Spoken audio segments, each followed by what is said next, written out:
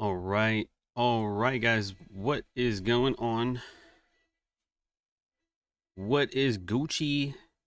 What is Gucci, chat? Are you guys ready to learn something today? Hmm?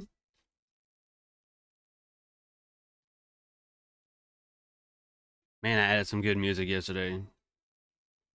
Too bad you can't hear it. Okay, so I found out why there is symbols before some of y'all's messages, and it's because you type something in another language and it auto translates it for me. Like 2020 said hola, and it says, it's got a little symbol and it says hello. So I think it takes the language, whatever it may be, and swaps it to English. I thought it was just a glitch. I don't see this. See, that's what I don't get about YouTube, man. They do weird updates and then don't tell you about it, and they just say, I didn't figure it out. Figure it out, you know. Whatever. Whatever, man. Welcome to episode 3. Welcome to CTAC episode 3. Manipulation, turtle soup, and the relativity mental model. I got another image for you. Do you guys like the images? Drop a one in the chat if you guys like the images. Here's one of them. Right, we went over this in episode 1. Well, not the image. I gave it to you at the beginning of yesterday in episode 2.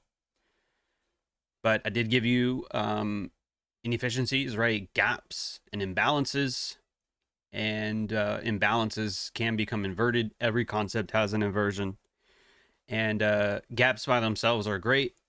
But when you have an imbalance and gaps in the same direction, that creates a suspension. So you wonder why sometimes your imbalance doesn't work. There's a lot more to it than just the imbalance. There's a lot of stuff, isn't there? Isn't there? Roberto, Scott, 2020, Sean, Alexandra, Julius, Mark, Capitalist, Slowly, Mason. Mason, that was a funny grill. There was a couple, it was like 5 people off the top of my head that I knew their name starts with an M. So I was like, okay. Don't be an FF. Nicholas, Eric, Akil, Jorks, Admin. Yeah, Chad, if you know, you know. Don't be a FF. If you know, you know. We're trying not to cuss. Okay? We're working on it, man. We're working on it. And the other one, right? The open, high, low, close formation, the power of 3 concepts, kind of an AMD concept as well. The open, low, high, close, or the open, high, low, close concept. And yeah. So today's cool. I mean, I think all of it's cool, honestly. I think I want to see Dow make a new high day, but you know, Dow is just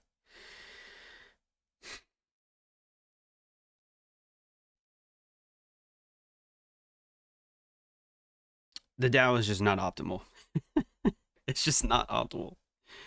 And I'll leave it at that before I say something unprofessional. All right, so what we're going to start off with first, even though it's a technical, I'm teaching you technical analysis concepts, what adds a layer of depth, right? And I think I said this in the last couple episodes. People may know of concepts, but a lot don't know about them. You may know what an imbalance is, but still may not be able to read price.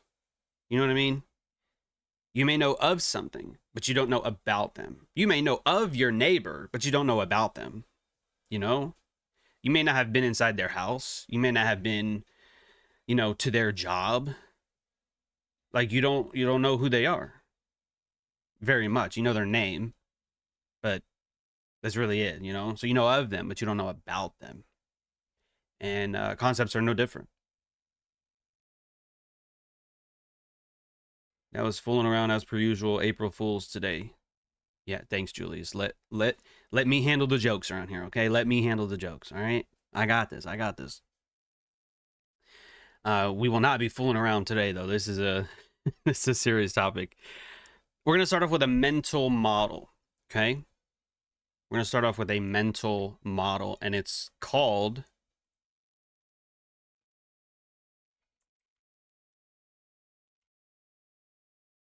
relativity. You guys have probably heard this before. Einstein's theory of relativity. We're not going over all of that. And I'm not a chemistry expert by any means. Chemistry or astrophysics or physics or whatever, I don't know the difference, but I know it's all nerdy stuff. And I am no Sheldon Cooper. So, relativity. What do you guys think that means when you hear relativity? Don't say relative strength analysis. It's nowhere near the same thing.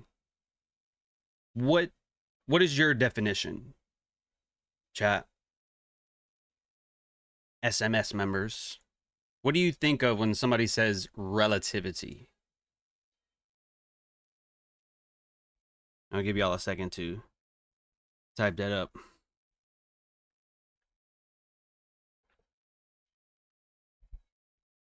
Julius says similar. What else? What else? I know you guys have something. Relativity. What's it mean? Correspondence.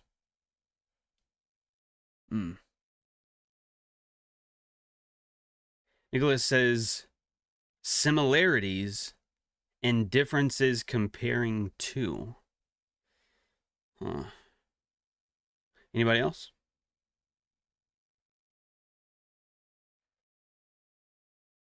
Oh, a really good song just came on too.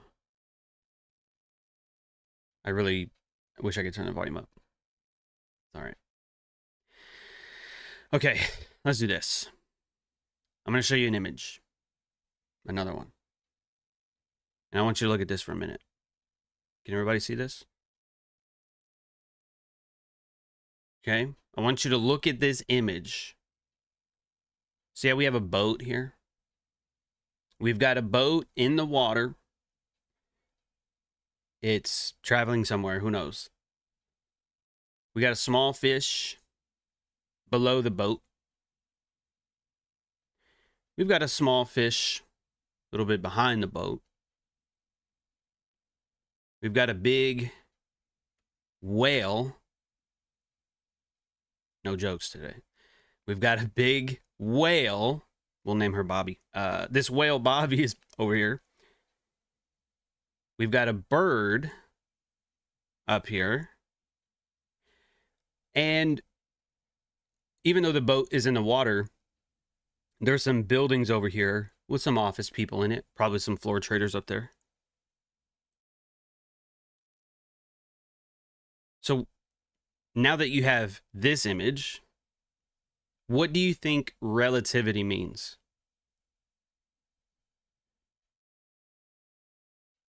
Small fish below the boat. Small fish behind the boat. A whale way back over here. A bird way up here. And some office buildings with people in it way over here. So think about it.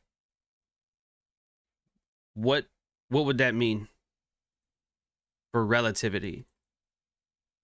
Well, it means that every view here has a different perspective on the boat. It's the same boat, but the small fish that's under it it's going to look up at the boat and only see the hole on the bottom and probably be like, wow, that's a big boat. This is a sailboat, so it doesn't have a rudder, but, you know, it's obviously an image for illustration purposes. There's a small fish that's behind the boat, so it's going to see like the back of it, or maybe the bottom of the back of it, right? Those two fish are not going to see that boat the same. The bird that's way up in the sky, it's not going to see what's under the boat. It's only going to see the top of it, right? The sails and maybe the goobers that are out here sailing the boat, right? The whale back here might think that that boat is small. Because again, this little fish right here, the boat is way bigger. So it's going to look up and be like, wow, big boat. That whale over here is seeing it from such a far distance. That whale might think, oh, that's a small boat. I don't know. And then the office workers and the traders over here, you know, they're going to see the other side of what the bird sees. They're going to see the front of the ship, maybe the name of the boat, you know, something to that effect. So drop a 2 in the chat if you guys understand what I mean by relativity. The office workers, the birds, both of those fish, and the whale, they will, how many is that, 5? All 5 of these perspectives will be different, but it is the same boat they're looking at. It's the same boat. 5 different perspectives, though. Maybe that fish thinks this is going fast. Maybe the whale thinks it's going slow. Maybe the fish thinks the boat's big. Maybe the whale thinks the boat is large. So what exactly am I getting at? I got some notes for you. So again, for the word here, relativity. Okay, watch this. Everyone has a perspective, but few consider the perspective of other people. Your view may not be the full picture. Without the full picture, you will make suboptimal decisions and not achieve optimal outcomes. Are you guys with me so far? I'll say that one more time a little bit quickly. Everyone has a perspective, but few consider the perspective of other people. Your view may not be the full picture. Without the full picture, you will make suboptimal decisions and not achieve optimal outcomes. So for an example, obviously in trading, one time frame analysis. If you're only looking at a 5-minute chart, you're not going to see the full picture. If you're on, let's say, the daily time frame, and you know you're entering based on that daily time frame, you might not get an optimal entry because you're not going to look at the 5-minute. You're just going to base it off of the daily. You see what I'm saying? This is the very reason that we have the triple screen. Alexander Elder, trading for a living. 3 time frames. Small, medium, and large. Right? Think about that for a second. Small, medium, and large. Small perspective, or the small fish, small time frame, maybe 1 minute, 5 minute. Maybe your medium, or like the guys up here could be your medium time frame, and the bird might be way up here above the building, so it's going to be able to see everything. That's your large time frame. So time frame alignment, you're going to align multiple perspectives. Not just 1, not just 2, but at least 3 different perspectives that agree with one another, and you will be able to make better decisions. Now, if you guys didn't know this, mental models are not really for trading. They're for life. They're for decision making. It only transfers over into trading because we want to make good decisions, right? Another example would be shorting a bullish market, right?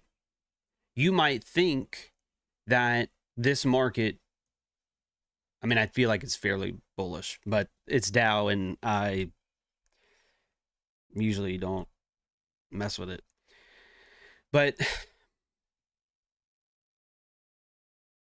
if traders are trying to short this and it's grinding higher, then clearly they're missing something. You know, what did they miss? And it's probably a higher time frame perspective, or it's, in this case, I'm going to tell you, it's probably a framework, a lack of framework perspective.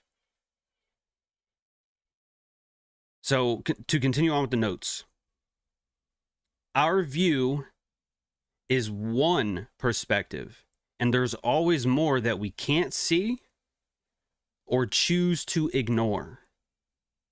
Our view is also shaped by our thoughts, desires, biases, and past experiences. So I didn't really think about this before the stream started, but you guys remember like Finding Nemo, right? You watched that video or that Disney movie when you were a kid, and you know, you had dumbass Dory or whatever. Yeah, funny stuff. The whale over here, you know, that might be like what is it, Free Willy or Moby Dick or something, where this whale might view that boat like, oh, it wants to hit me with a harpoon. I'm gonna be scared of that boat. I don't want to be near that boat, because that's its view based on past experience. The floor traders over here, or the office traders, might be looking at that boat like, man, I want to hit, you know, all these bonuses and make all this money so I can go buy my own boat. So they want that boat. Whale doesn't. You see what I'm saying? And the experience is maybe his boss has a nice boat, you know, and he wants that. So again, same boat, different perspectives.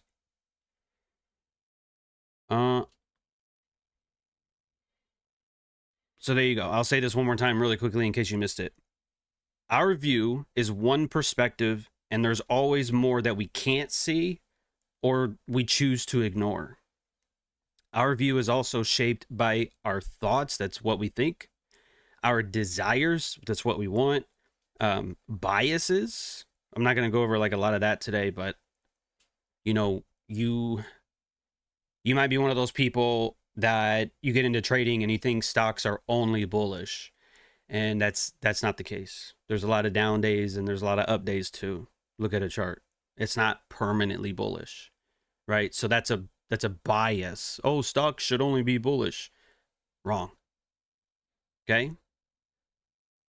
And our views are also shaped by past experiences. And this really reminds me of Mark Douglas, and he talks about the dog and being bit, and you know, the person bit by the dog is going to view other dogs as a threat, right? Because that's the only experience that child had with dogs.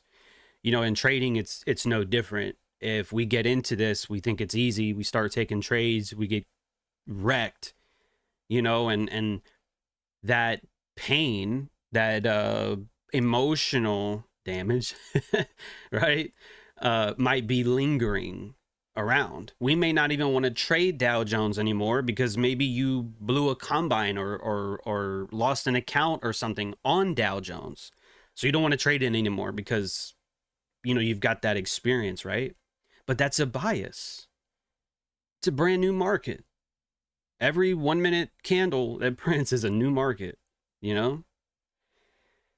So drop a 3 if you guys are with me so far. We have went over the mental model of relativity. It's very similar to the map is not the territory. It's a different mental model, but basically the tools that we use may not be 100% accurate, The maps that have been drawn may not be accurate. You know, when I tell you guys, let me pull up the image again, actually. Like when I tell you guys about this, like all of these drawings, right? This is a map. This is, you know, some sort of visual aid to how price moves, but it's not going to be exactly like this. It's not going to open, trade lower, and then have, you know, one move retracement, second move retracement, third move close. Like, it's not going to do that, but it is going to do something similar. So like, this is a map, but the map is not the territory. So relativity, very similar.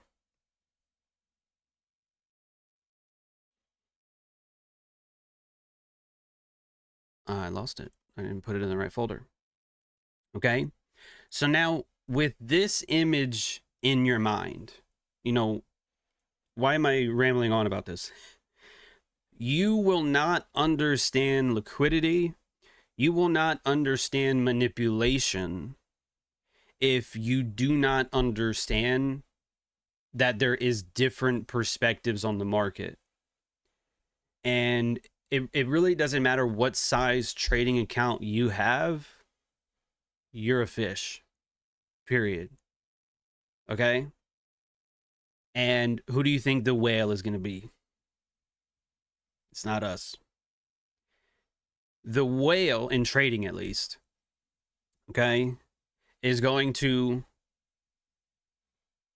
eat. All right, I'll put it to you that way. And retail traders usually end up getting wrecked. Thank you, Felix. Thank you. I'm really trying hard not to say stuff like that. And you know, my discipline is running on E right now. You know what I mean? I'm trying. So anyway, what you have to realize, okay? Back to the notes portion. Change your perspective. Change your perspective. Now, most of you probably think about this already because I've taught this for like 6 or 7 years now. I don't know how, it's been so long. But if you've never thought like this, okay, if you want to take high probability trades, if you want high probability bias, you need to understand what I'm about to tell you, okay? So back to the notes portion. If you're not writing this down, you're wrong. Change your perspective. Ask yourself this. Ask yourself this. There's 2 questions. Number 1, who is in profit right now? Who is in profit right now? That's question number 1. Now, the secondary question to that, you have to answer that question, who is in open profit? When you answer that, whether it be longs or shorts, your secondary question then becomes, okay, for those that are in open profit, where would their stops be? Who is in open profit, right? Who's in profit right now? Whoever that is, where would those stop losses be? Okay, so it's very simple. Right now, the Dow is at 47,028. Okay. So who is in open profit at the moment? Probably longs. Equities open is about right here. I keep losing my mouse.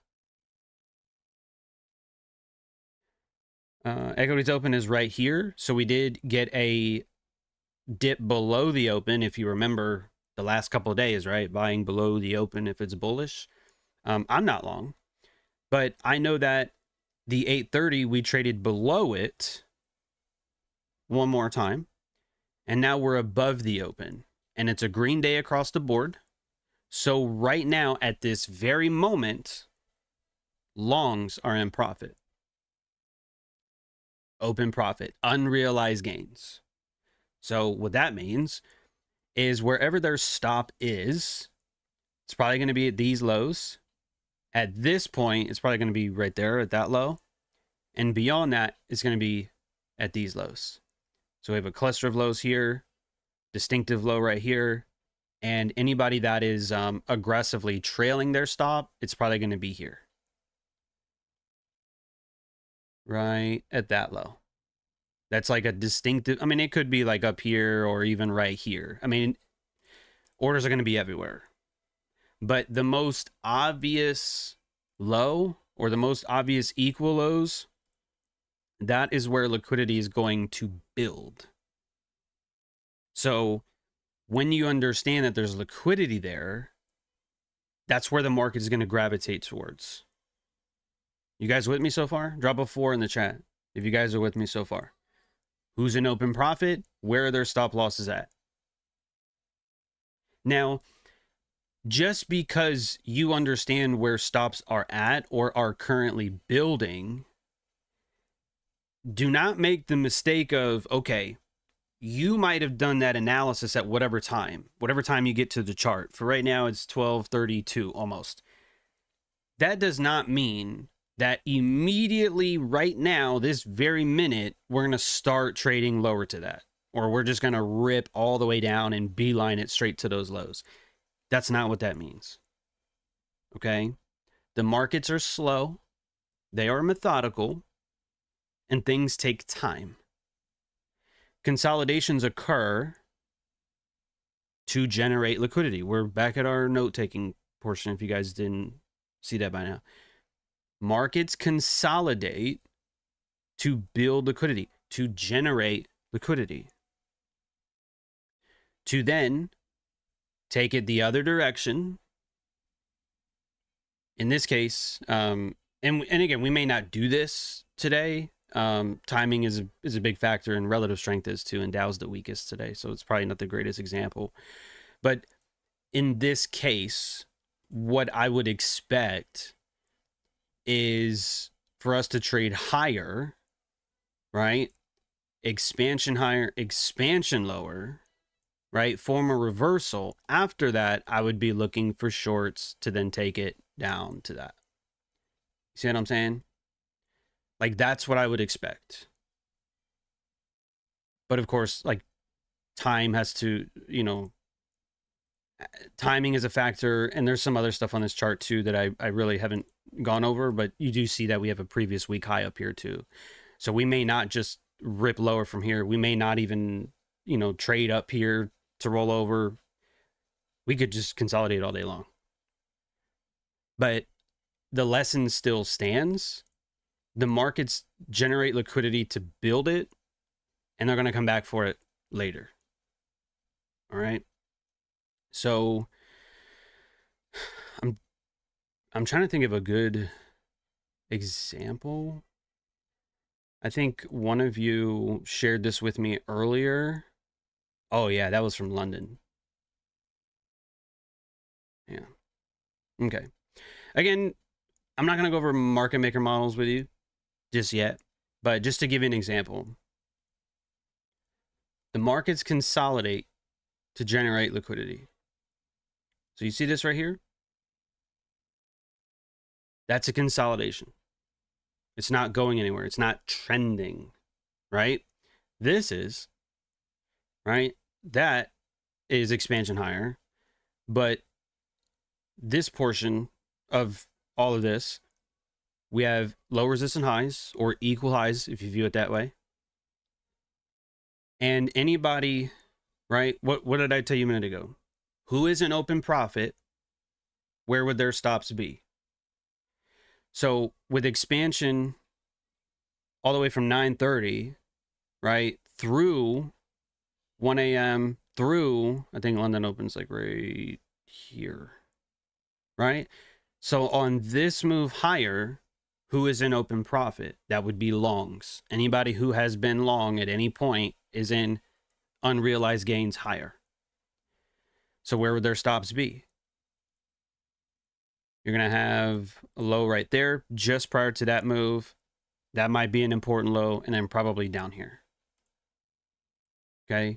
The market may not always reach for the lowest low, but the easiest objective is going to be this one right here. It's within the range. It's in a discount too. And it's the low just prior to all of this. Right? So what actually takes place? Market trades below that, rallies, below that again, and then below that again.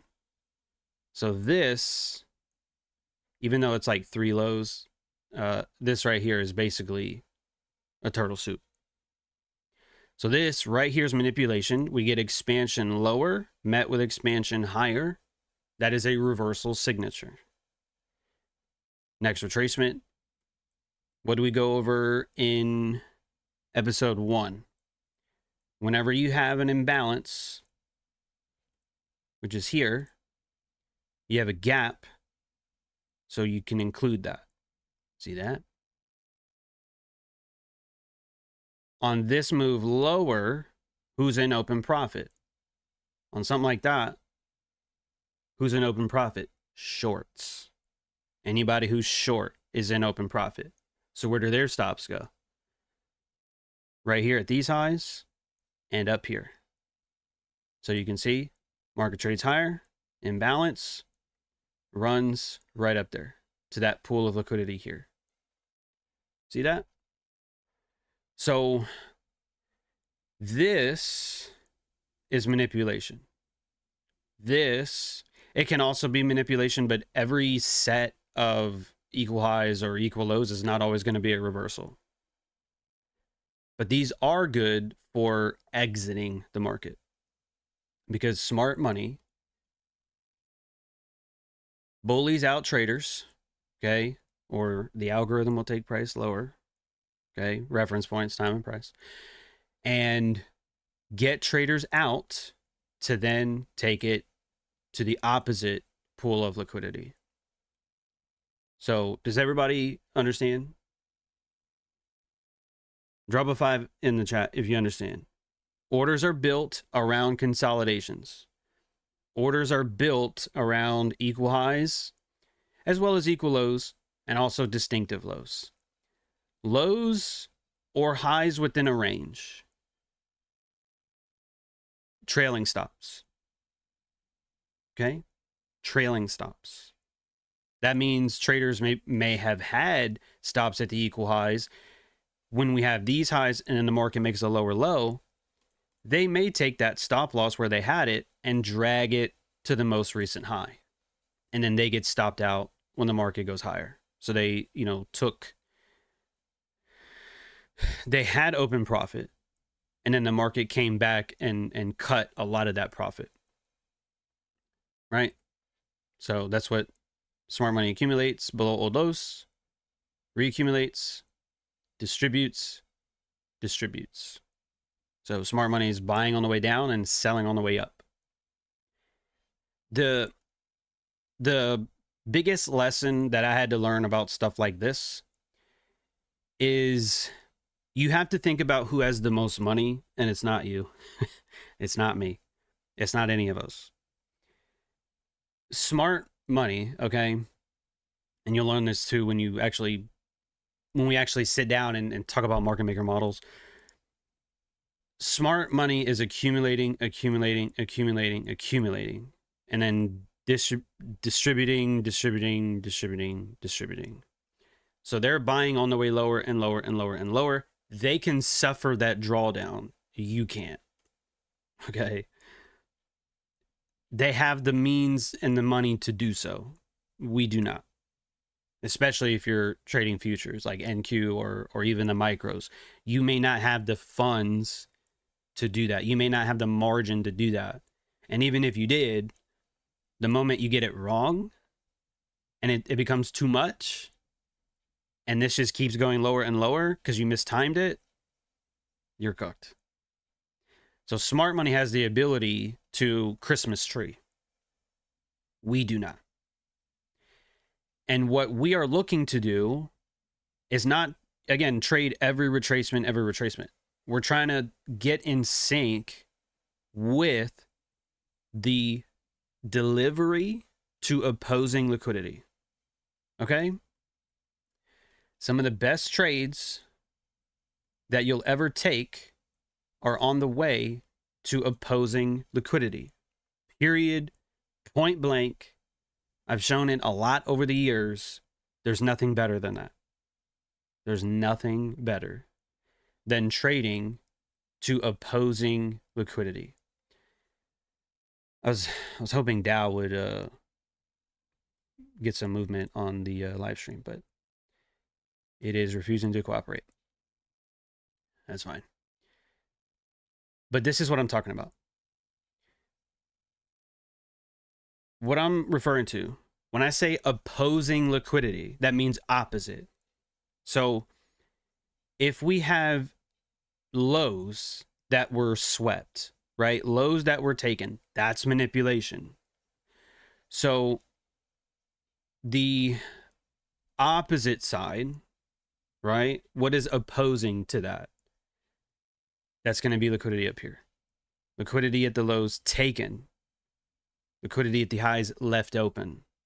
So the algorithm is going to redeliver price higher to seek opposing liquidity for the purposes of order pairing. That's why that occurs. It's order pairing. Why would something like this work? Because people buy breakouts. You may not do that. I don't do that. But you know who does?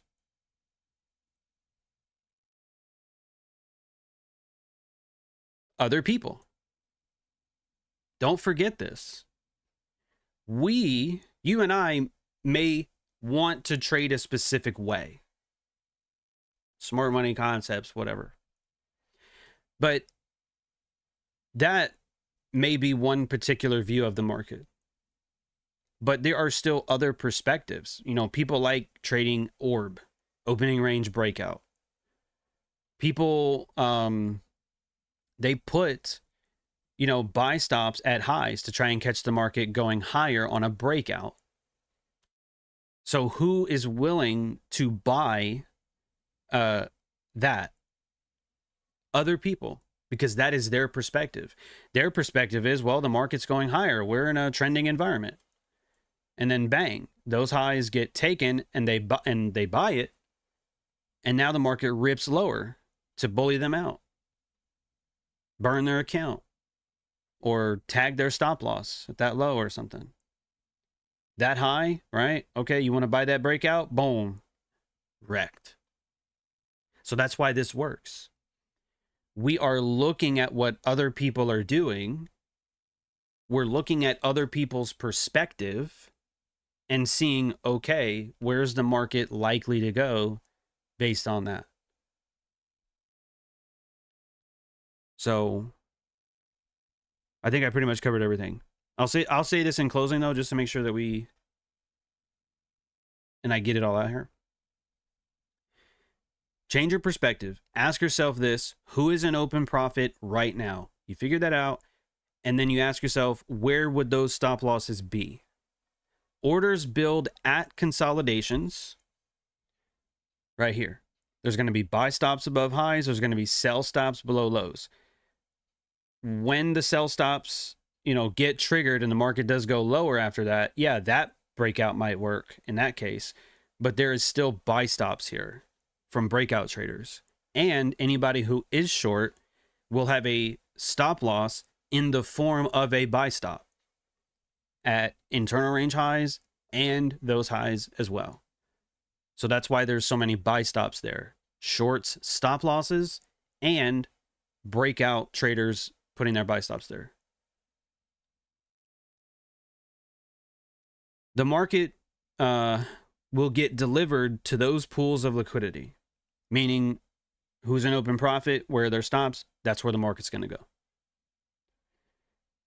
Before delivery, meaning delivery to those highs, prior to that delivery, retail traders will usually get knocked out of the move, and smart money will be absorbing those orders. And that's what I explained to you earlier. Low set, traders are trying to, you know, buy that, thinking that the low is in. Boom, they get knocked out. Okay, well, you know, now we're at another support level, support zone. What are demand zone? So they buy it again. Bang, get knocked out. So now that, you know, this market has drove down 3 times, right? Won't be going over that today, but there's a little 1, 2, 3. If you know, you know. But that's that. So now traders are scared to long it. They don't want to long it anymore. They've been bullied out. They've taken a couple losses in a row. They don't want to mess with it. Then the market seeks opposing liquidity. And the last thing, it's a lot more to it than this, but in the most basic sense, it's a 3-step process.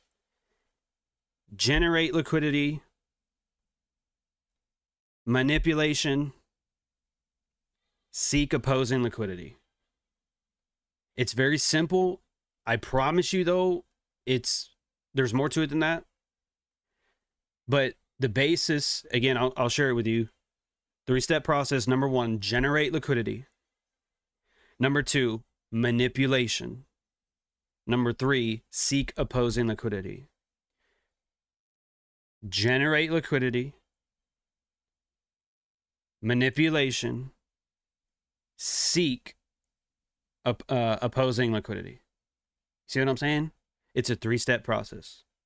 And all of the opportunities that you're looking for are going to be within those ideas. After manipulation, you want to get in sync and you want to hold for opposing liquidity. See what I'm saying? So that's how that works. That's how the markets are delivered.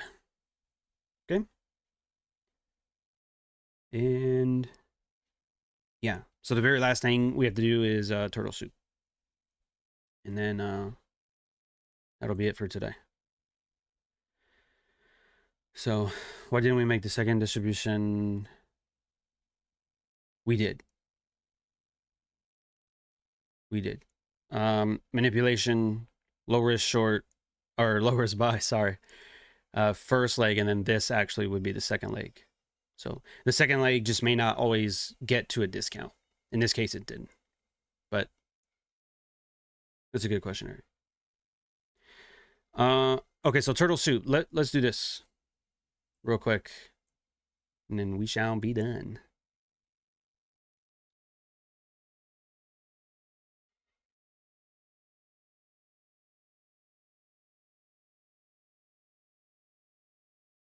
Just move this over. Okay. We don't have that here. At least I don't think so. But for visual sake, a high and then a higher high like that above an old high, that is a turtle soup. I shared this on my Instagram as well. The inverse is also the same. A low and then a lower low that is below an old low like that. Like say this is a Tuesday and this was like Friday of last week or something, or maybe even Monday's low or whatever. A low and a lower low below an old low is a turtle soup. A high and then a higher high above an old high is a turtle soup. So you will see that a lot in turning points in the market. And that's why I did, I forget the individual who sent me this earlier, but this is what they traded today. They had longed in somewhere in here and they held for that. That was a good trade. And you can see why. Even though this isn't like a really old low, it's still like a low that was prior to that. And that right there, okay, that's a turtle soup. Very short term, but that's a turtle soup. And yeah, I've shown you enough examples throughout our history. We don't need to do more, but that covers the mental model of relativity. Your perspective is not the full picture. You have to have multiple perspectives to get a fuller picture. We'll never have the full picture, but the more information that we have that's in alignment, the better decisions that we can make. That's not just in trading, but that's in life too. So that's a mental model, relativity. We talked about changing your perspective. Who's in open profit? Where are their stops at? And I give you a bunch of notes too. So that is Relativity, Manipulation, and Total Soup. That's episode 3. And we made it with a little bit more time to spare. So, what other questions do you guys have? But I'm going to stop the recording though. Now we're on free time. Now we're on extra time. What do you guys got? What do you got for me, chat?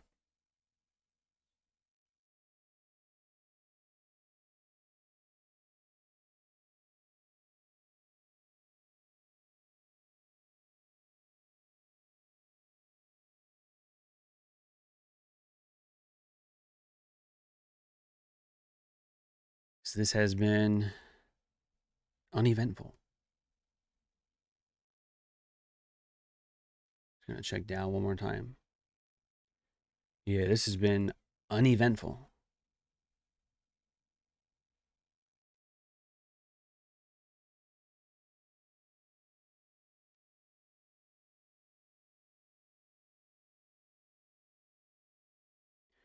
Roberto asks, does turtle soup only apply when a high or low is taken, or could it be applied with liquidity within a range? Yeah, I mean, it can, and that's what I showed you over here a minute ago. Something like this, right? Because it's within this range, and, you know, it took out that low, and then did it again. Like, this is what I'm saying. That low here was stabbed into and then off of it. And then that low was taken. So we have a low and a lower low below. It's not an old low, but it's a recent one. I mean, it's a 5-minute time frame. But this works really well with like session lows or previous day low, something like that. So that's what I prefer. I don't usually prefer the ones that are within the range. But that's my perspective. You can have your own perspective, because there's an unlimited way of viewing the markets.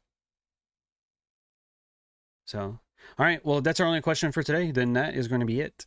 So hopefully you guys had a good week. Hopefully you learned a lot. We've done 3 episodes so far.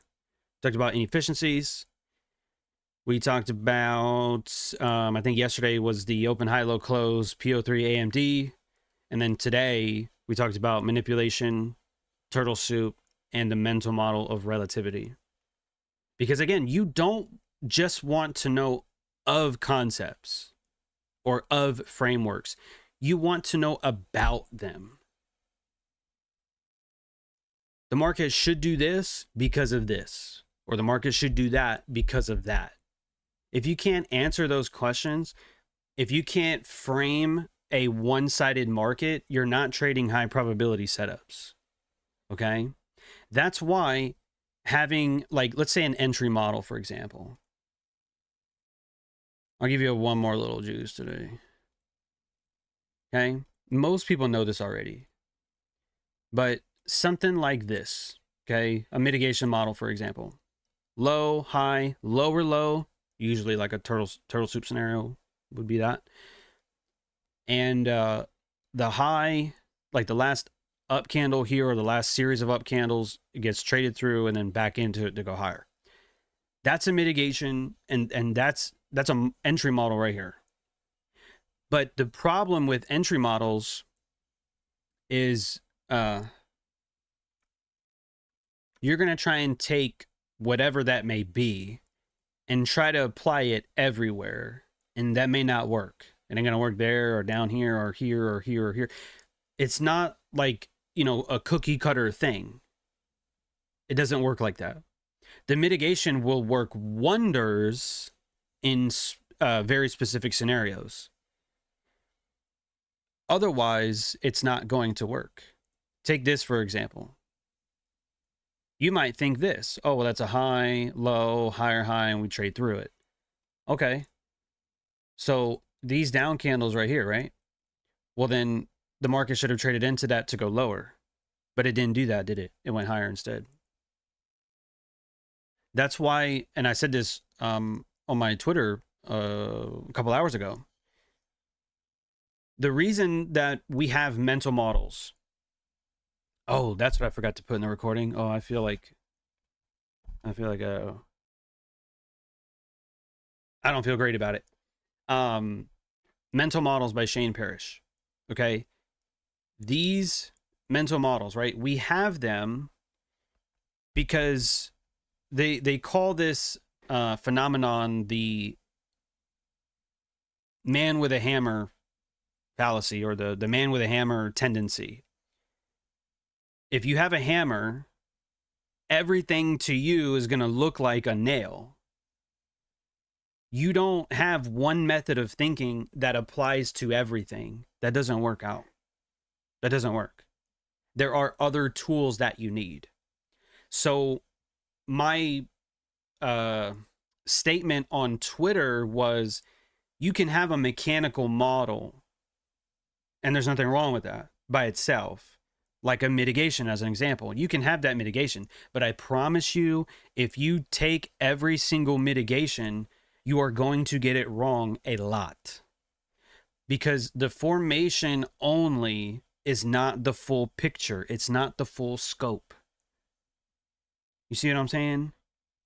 So this idea of, oh, well, trading should be 100% mechanical. Okay, well, then have fun with a 30 or 40% win rate. Have fun with that. Have fun losing more than you win. Like, your win rate is going to be terrible. And that's going to be psychologically challenging for a lot of traders.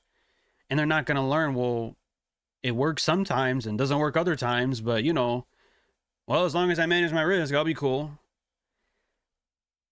That's not wrong, technically. You know, risk management wise, from that perspective, yeah, you'll make money in the long run, but why would you not want to have even a sprinkle of discretionary in there, saying, yeah, this might be my model, but it's not the right time. It's like the middle of lunch, or, you know, Dow may want to manipulate the highs first before going lower. You know, that little bit of discretionary in there can save that mechanical, you know, strategy or whatever from doing that. So that's why we have mental models. So we can become better thinkers and we can make better decisions in life. And it's the same thing in trading too. We need to have multiple perspectives, so that way we understand why the market should do this or why the market should do that. Okay? So that's it. That's all I got. We're pretty much at the end of the hour. The markets may have topped here. It is starting to look like that.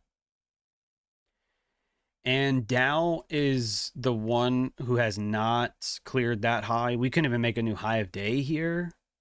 And right now, it looks fairly bearish.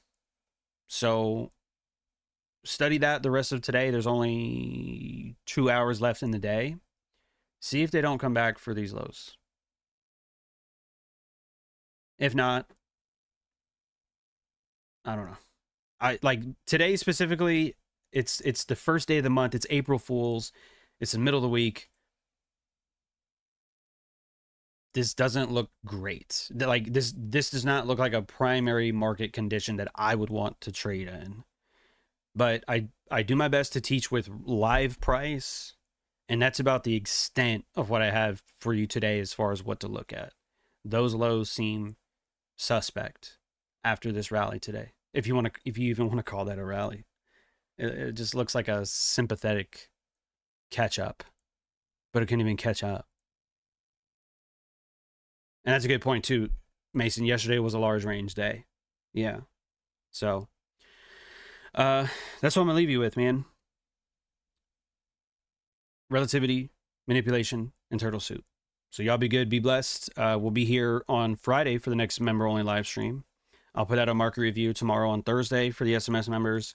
And for all the people who are free, I'll see you guys on Monday. So have a good rest of your week. Have a good weekend. Go read a book. Go read actively. Don't be afraid to get your hands dirty. All right. Book of the month for April 2026 is Meditations. The Meditations of Marcus Aurelius. Annotated edition right here. Modern Library edition here. Read whichever version you want. But that's it. So I'll see you when I see you.